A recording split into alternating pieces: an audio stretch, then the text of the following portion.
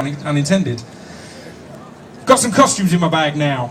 I'm going to get dressed up. It's going to be exciting. It's going to be quite, cabaret.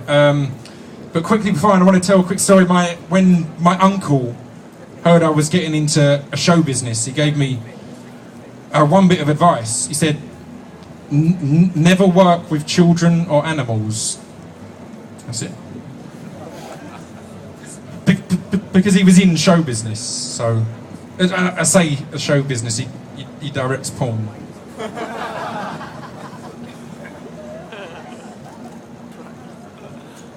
It's going to be a story of like 3 or 4 different characters, and I'm going to switch characters with costume changes. I'm aware that when I came up with this idea, I didn't have a massive beard, which now makes it just a guy with a beard changing hats. But imagine the transformation. Things in life aren't always quite what they seem. There's more than one given angle to any one given scene. So bear that in mind next time you try to intervene on any one given angle, on any one given scene. My name is Mark.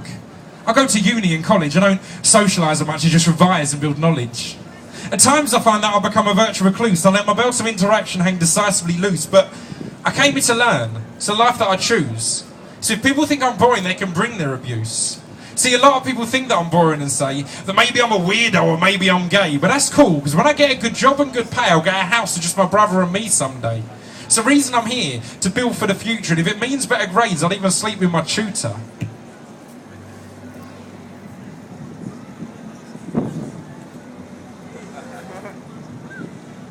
My name is Paul.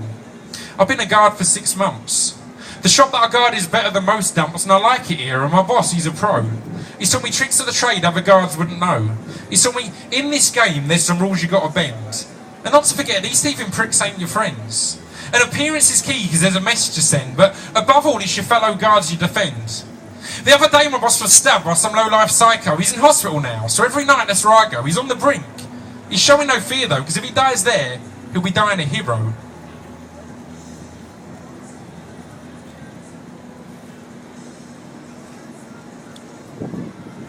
My name is Keith, and I ain't so much a racist, but if one reached out their hands, I'd decline their embraces. I work security in a shop in charge of 5 other guards. Got all the respect because I run this shit hard. I nicked one kid today. He didn't show enough respect and attention, so I grabbed him by his neck. That's my own form of redemption. Do no real harm, just make sure that it hurts. It ain't going by the books, but believe me, it works. And I sent him on his way. This little shit knows the score now, and still a little bit of fear. He won't darken my door now. That's what I do, stop these kids from decline, do what their parents wouldn't do, put out some boundaries and lines.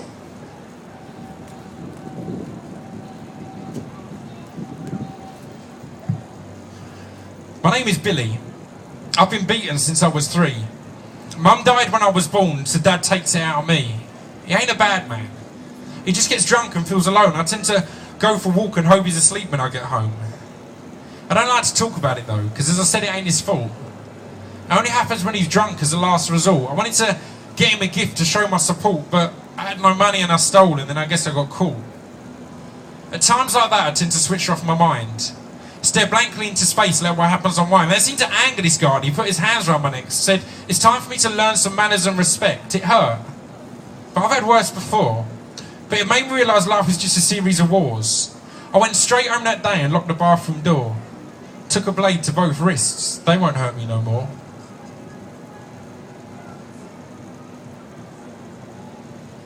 My name is Mark, and today I was told my brother was dead. I've returned from uni and burst into tears on his bed. I know it's people I found a suicide note when I read what had happened that day, what had fucked up his head.